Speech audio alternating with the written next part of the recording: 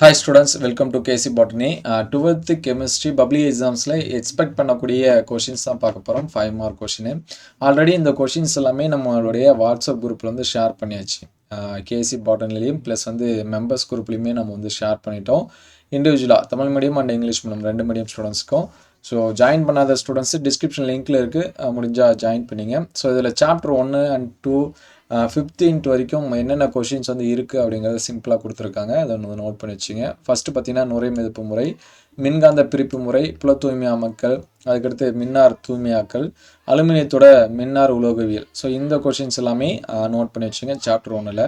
அதுக்கடுத்து சாப்டர் 2ல் பார்த்தீங்கன்னா டைபோரனோட ஸ்ட்ரக்சர் அமைப்பு, அதுக்கடுத்து சிலிக்கான் தயாரிப்பு மற்றும் அதோட பயன்கள். சரிங்களா, இதில் வந்து ஸ்பெல்லிங் மிஸ்டேக்கு, அதை வந்து ரீசெக் பண்ணிங்க. அதுக்கடுத்து சாப்டர் 3ல் பார்த்தீங்கன்னா ஹேலஜனைடை சேர்மங்கள் என்றால் என்ன, அவற்றின் பண்புகள், இன்டர் ஹேலஜன் காம்பவுண்ட், அது வந்து பார்த்துருங்க. அதுக்கடுத்து சாப்டர் 4ல் பார்த்தீங்கன்னா பொட்டாசியம் டைக்ரோமேட் தயாரித்தல், ப்ரிப்பரேஷன் ஆஃப் பொட்டாசியம் டைக்ரோமேட்டு. அதுக்கடுத்து இந்த லேந்தனைடு ஆக்டினைடு பற்றி ரொம்ப முக்கியம், அதை வந்து படிக்காமல் மட்டும் போயிடாதீங்க, படிச்சிருங்க. சரிங்களா, லேந்தனைடு குறுக்கம், அதன் விளைவு, லேந்தனைடு ஆக்டினைடு வேறுபாடு. அதுக்கடுத்து சாப்டர் 5லாம் வெர்னர் கொள்கை. சரிங்களா, வெர்னர் தியரி, அதை வந்து நல்லா படிச்சிருங்க. அதுக்கடுத்து உலோக கார்வினைகளில் உள்ள பிணைப்பு, பாண்டிங் மெட்டல் கார்பனைல்ஸு. அதுக்கடுத்து விபி தியரி ரொம்ப ரொம்ப முக்கியம். சரிங்களா, அப்ளிகேஷன் இது எல்லாமே நல்லா படிச்சிருங்க.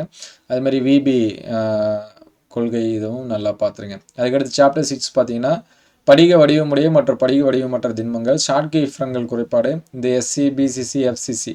ஸோ இந்த மூணில் எதனாச்சும் ஒரு கொஷின் கண்டிப்பாக நம்ம வந்து எக்ஸ்பெக்ட் பண்ணலாம். சாப்டர் 7ல் பார்த்தீங்கன்னா முதல் பூஜ்ஜிய வகை வினைக்கான சமன்பாடு, மோதல் கொள்கை, கொலிஷன் தியரி.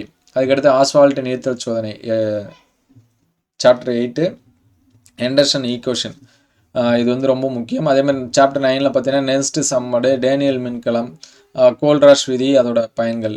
சாப்டர் 10ல் பார்த்தீங்கன்னா இடைநிலை சேர்மம் உருவாதல் கொள்கை, பரப்பு கருவுதல் கொள்கை, வினைவேக மாற்றியின் சிறப்பியல்புகள். அதுக்கடுத்து இயல் மற்றும் வேதி பரப்பு கவர்றதுக்கான இடைப்பட்ட வேறுபாடு, பரப்பு கவர்தலை பாதிக்கும் காரணிகள். அதுக்கடுத்து சாப்டர் 11ல் பார்த்தீங்கன்னா லூகாஸ் டெஸ்ட்டு, விக்டர் மேயர் சோதனை, இதெல்லாமே நல்லா பார்த்துருங்க.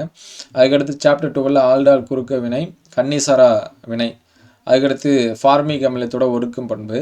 சாப்டர் 13ல் பார்த்தீங்கன்னா பல்வேறு ஊடகத்தில் நைட்ரோபென்சினோட ஒடுக்கும் வினை. அதுக்கடுத்து அலிஃபாட்டிக்கோட ஓரிணைய ஈரிணைய மூவிணைய அமிலங்களுக்கான வேறுபாடு, ரொம்ப ரொம்ப முக்கியமான கொஷினு.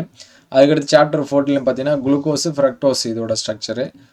சாப்டர் 15ல் பார்த்தீங்கன்னா சோப்பின் தூய்மைப்படுத்தும் வழிமுறை, பேக்லைட்டின் தயாரிப்பு பயன்கள். ஸோ இதெல்லாமே பார்த்துருங்க. ஆல்ரெடி நம்மளுடைய வாட்ஸ்அப் குரூப்பில் பார்த்தீங்கன்னா ப்ளூ பிரிண்ட் அப்படின்னு சொல்லிட்டு ஷேர் பண்ணிகிட்ருக்கோம். 2 மார்க்கு 3 மார்க்கு 5 மார்க்ஸ் இது வரைக்கும் பப்ளிக் எக்ஸாமில் எந்தெந்த சாப்டரில் எப்படி கேட்டிருக்காங்க அப்படிங்கிற கொஷின் ஷேர் பண்ணியிருக்கோம். அதே போல் லாஸ்ட் இயர் நடந்த கொஷின்ஸ் எல்லாமே ஷேர் பண்ணியிருக்கோம். ஸோ உங்களுக்கு இதுக்கு முன்னாடி நடந்த கொஷின்ஸ் வந்து வேணும் அப்படிங்கிற ஸ்டூடெண்ட்ஸ் கமெண்ட் பண்ணுங்கள். அதிகமான கமெண்ட் வந்துச்சுன்னா நம்ம வீடியோ அப்டேட் பண்ணுவோம். Thank you all.